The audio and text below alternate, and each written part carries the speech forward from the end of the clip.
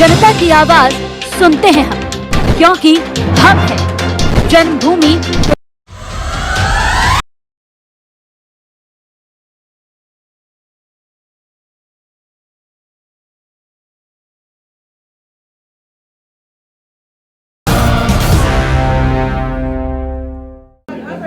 नमस्कार, जन्मभूमि टुडे में आपका स्वागत है। मैं हूँ रामधारी यादव। आज हूँ लखनऊ में, जहाँ आम महोत्सव लगा हुआ है। आम की तरह तरह की वैरायटीज़ यहाँ पे लगी हुई हैं। तरह तरह का आम फलों का राजा कहा जाता है। और आम की खेती किस तरीके से की जाए, किस तरीके से पैदावार बढ़े और किस तरीके की नई प्रजातियाँ डेवलप कर रहे हैं वैज्ञानिक, हमारे साथ में हैं सरोज साहब। ये बताएंगे कि किस तरीके से किसान खेती करें कि उससे उपज अच्छी हो, और कितनी वैरायटी की खेती करें और किस तरीके से और आगे बढ़ाएं ताकि जो है खेती में पैदावार ज़्यादा हो। जी सर, अभी ये जो वैरायटीज़ आप लोगों ने डेवलप की हुई हैं, लगभग कितनी वैरायटी आम की होती हैं? अपने देश में करीब 1000 प्रजातियां पाई जाती हैं, जिनका अलग अलग क्षेत्रों में अलग अलग नामकरण किया गया है। केंद्रीय उपोष्ण बागवानी संस्थान करीब 750 प्रजातियों का पूरे विश्व से ले आकर के यहाँ पर संकलित किया है। और इन प्रजातियों को संकलन के बाद हम उनका मूल्यांकन करते हैं कि कौन सी प्रजाति इस क्षेत्र के लिए उपयोगी होगी। केवल उपयोगी प्रजातियों को ही किसानों को काश्त करने के लिए अनुमोदन किया जाता है। बाकी जो हमारी प्रजातियों की ये विविधता दिखाई पड़ रही है, यहाँ इस समय 250 प्रजातियाँ आपके सामने लगी हुई हैं। ये विविधताओं पर शोध किया जा रहा है कि हमारा भविष्य का आम कैसा होना चाहिए। उदाहरण के लिए आज की जो मांग है वो रंगीन प्रजातियों की मांग है। अच्छा उत्पादन हो, ऊपर से देखने में रंगीन हो, स्वाद उनका अच्छा हो, उत्पादकता उनकी अच्छी हो, बाज़ार भाव उनका अच्छा हो, कीड़े बीमारियां कम लगते हैं। इस तरह की हमारी फ्यूचर की प्रजाति होनी चाहिए। अब उदाहरण के लिए कोई भी प्रजाति ले लीजिए, उसमें अगर कुछ अच्छाई है तो कुछ कमी है। उदाहरण के लिए दशहरी प्रजाति सबसे अच्छी प्रजाति, सबसे ज़्यादा उत्पादकता वाली प्रजाति है, लेकिन वो इतनी मीठी होती है कि जो मधुमेह का रोगी है उसे कम पसंद करता है। अब उसके लिए कुछ ऐसी प्रजाति दी जाए जो कम मिठास वाली होती हैं, जैसे फजरी है, लंगड़ा भी उससे कम होती है। तो कुछ ऐसी प्रजातियां जिसमें कम मिठास हो, उनकी भी ज़रूरत है। लेकिन हम लोगों ने देखा कि आजकल जो उनकी जोत है वो घट रही है। सभी के पास बड़े बड़े खेत नहीं हैं, अब लोग शहरों में बसने लगे हैं। तो ऐसी बौनी प्रजातियां भी विकसित की जाएं जो लोग अपने घर के छोटे से आंगन में लगा सकें, घर के अपने छत में लगा सकें, और किसी बड़े कंटेनर में भी उसको लगा सकते हैं, बड़े गमले में भी लगा सकते हैं। इस तरह की इस संस्थान ने 2 प्रजातियां अंबिका और अरुणिका विकसित की है। उन प्रजातियों को भी यहाँ अच्छी मांग चल रही है, क्योंकि ऊपर से वो देखने में रंगीन होती हैं, फल का आकार बड़ा होता है, उत्पादन अच्छा होता है, पौधे का आकार छोटा होता है, इसलिए उनकी मांग बढ़ती जा रही है। तो इस तरह से हमने तमाम प्रजातियां दक्षिण भारत से लेकर के उत्तर भारत, पूर्वी भारत से लेकर के पश्चिमी भारत, सभी प्रजातियों का संकलन किया है। उन प्रजातियों के गुणों को, जिसमें जो अच्छाई है, उसको हम नई प्रजातियां विकसित करने में ले रहे हैं। उदाहरण के लिए यदि यहाँ की दशहरी लाल रंग की दशहरी हो जाए तो शायद उसकी बाज़ार कीमत बढ़ जाएगी।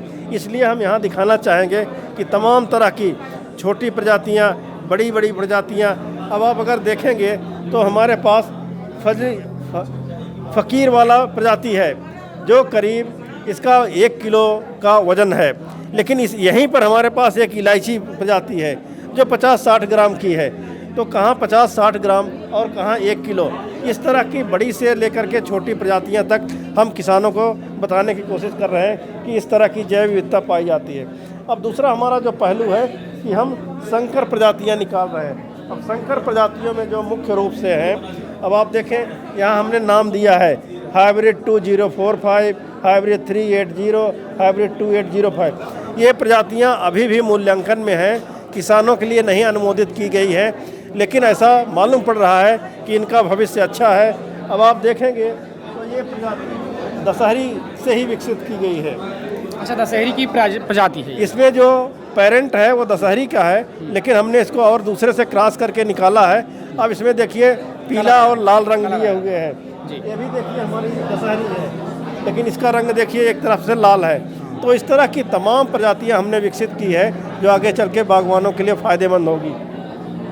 यहाँ पर एक बात और मैं बागवानों को बताना चाहूँगा कि आम एक ऐसा फल है अगर इसकी एक प्रजाति लगाएंगे तो फलत कम होगी, क्योंकि इसमें स्वबाध्यता पाई जाती है। अतः किसान जब भी लगाएं एक से ज़्यादा प्रजातियां लगाने की कोशिश करें, तभी उनमें अच्छी फलत होती है। ये जैसे ये इनका नाम जो अभी लिखा नहीं गया है, तो ये लैब में अभी प्रयोग में की जा रही हैं, प्रयोग हो रही अभी हैं। ये प्रायोगिक स्तर पर हैं, क्योंकि जब इनको हम 4-5 साल तक इवेल्युएट कर लेते हैं कि इनमें जो फलत है वो लगातार आ रही है कि नहीं, इनकी गुणवत्ता लगातार उसी तरह से बरकरार है कि नहीं, जब इनको हम संतुष्ट हो जाते हैं कि हाँ ये कलर्ड भी हैं, साइज में भी बड़ी हैं, उत्पादकता भी इनकी अच्छी है, कीड़े बीमारियों का औसतन प्रकोप कम है, तब इसका हम कोई न कोई नामकरण करते हैं। और नामकरण के लिए हमारी एक कमेटी पहले संस्थान स्तर पर होती है, फिर प्रदेश में एक कमेटी बनी हुई है, उसके बाद हम केंद्र में जाते हैं, उसके बाद ये किसानों के लिए हम अनुमोदित करते हैं कि इसकी खेती की जा सकती है। अच्छा सर, जैसे ये हो रहा है, खेती किन मिट्टी पे की जा सकती है? चूँकि मिट्टी का बड़ा प्रभाव होता है कि इस मिट्टी में होगी और इस मिट्टी में नहीं होगी, मिट्टी का भी प्रभाव, तो किस मिट्टी में ये किया जा सकता है, इसका भी कुछ होता है कि? आम तौर पर जैसा मैंने कहा कि दक्षिण भारत से उत्तर भारत तक, हिमालय से नीचे से लेकर के कन्याकुमारी तक खेती होती है, लेकिन मिट्टी महत्वपूर्ण तो है ही है, क्योंकि जो बलुई दोमट मिट्टी होती है उसमें इसकी खेती अच्छी होती है, लेकिन इसमें महत्वपूर्ण ये है कि कुछ क्षेत्र में कोई वैरायटी अच्छा परफॉर्म करती है और किसी क्षेत्र में कोई वैरायटी, उदाहरण के लिए जो रत्नागिरी का अल्फांजो है, जब उसी को हम उत्तर भारत में लगाते हैं तो छोटी साइज का हो जाता है। हाँ, वही बात करें। तो हर क्षेत्र के लिए कुछ प्रजातियां इसीलिए रिकमेंड की जाती हैं कि यहाँ की मिट्टी, यहाँ की जलवायु, उदाहरण के लिए दक्षिण भारत में हमारा आम तौर पर गर्म समय रहता है, उत्तर भारत में जाड़ा पड़ता है, गर्मी में गर्मी, इसीलिए उपोष्ण जलवायु कहते हैं। तो उपोष्ण जलवायु के लिए दूसरी भी प्रजातियाँ हैं, उष्ण जलवायु के लिए दूसरी हैं, समशीतोष्ण के लिए दूसरी हैं, इसीलिए अलग अलग क्षेत्रों में, जैसे अगर यहाँ दशहरी मशहूर है तो साउथ में अल्फांजो मशहूर है, और हमारा पश्चिमी भारत जो है वहाँ पर केसर मशहूर है, और हमारा पूर्वी भारत में देखें तो गुलाब खास मशहूर है। तो इसलिए अलग अलग क्षेत्रों में अलग अलग प्रजातियों को वो मिट्टी सूट करती है, इसीलिए होती है। अच्छा सर, जैसे ये किसानों को इसका दूरी भी तय किया जाता है, कितनी दूरी पर लगाया जाए और किस तरीके से इसका किस मौसम में ज़्यादा लगाया जाए, इन सब चीज़ों का भी ख्याल रखना पड़ता है।